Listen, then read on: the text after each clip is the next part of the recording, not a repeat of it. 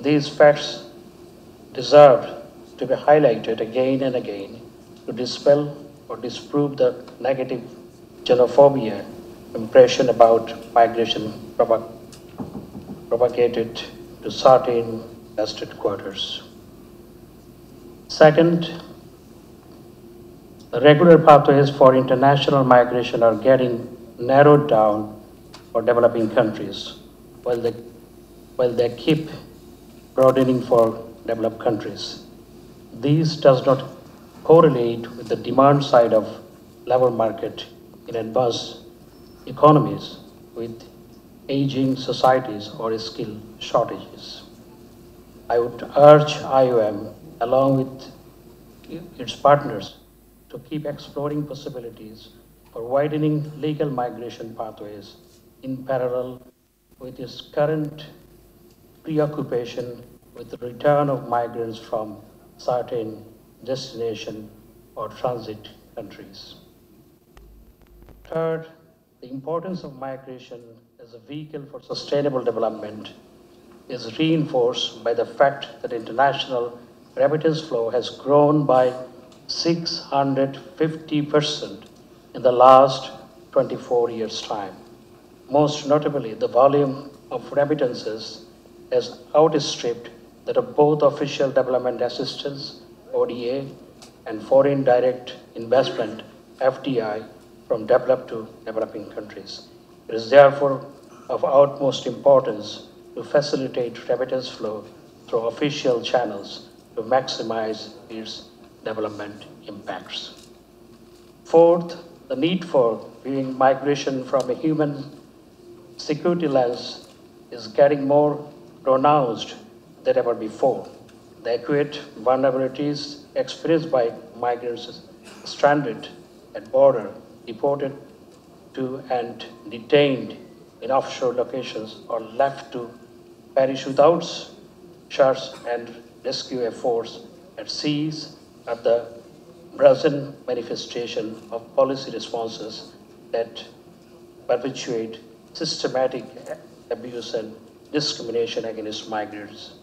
It is rather ironic that most international human rights actors prefer to remain silent on the need for ratification of the International Convention on the Rights of Migrant Workers and their families by major destination countries.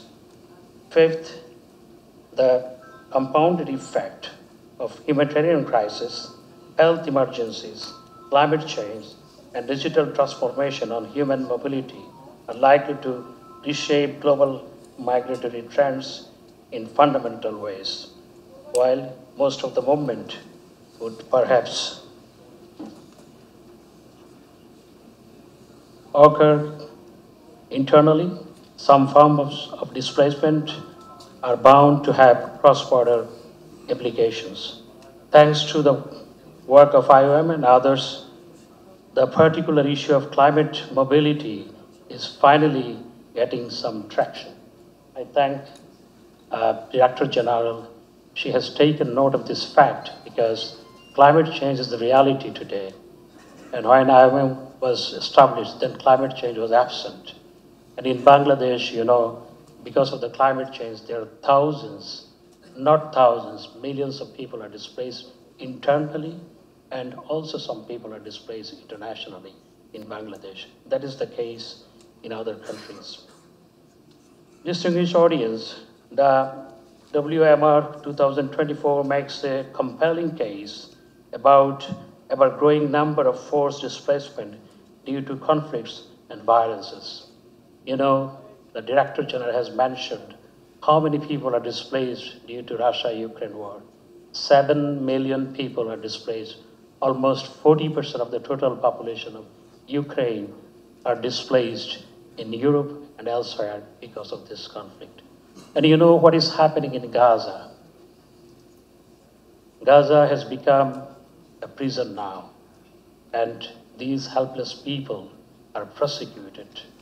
And over in that area, more than 10 million people have been displaced due to the conflict. And you know what is happening in Bangladesh? We are facing the challenges of forcibly displaced people from Myanmar. Now the number is about 1.3 million, not 1.2 million, because every year 35,000 newborn children. So every year it is increasing. And Bangladesh is a overpopulous country.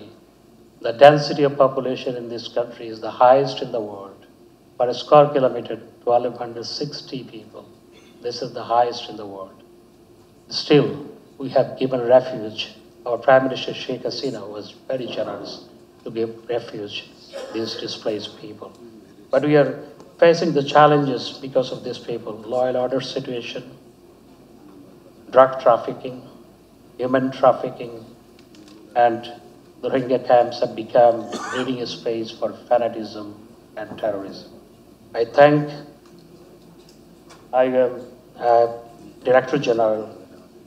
She has visited Bazar, and with her own eyes, we have seen the situation there.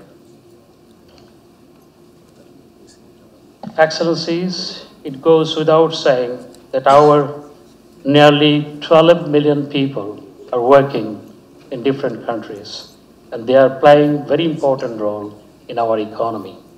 And they are providing remittances, and we are number 8 remittance recipient country in the world, and 6th country from where number of population, in terms of the number of population are working abroad, we are number 6.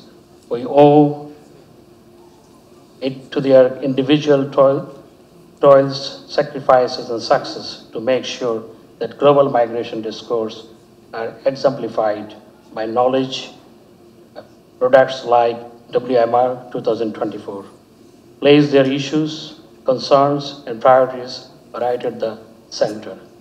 I wish the World Migration Report 2024 the widest possible dissemination of success. And as IOM has chosen Bangladesh to launch the report, first ever launching of report outside Geneva, we shall work with you, and Bangladesh support to IOM will continue. Thanks to you all.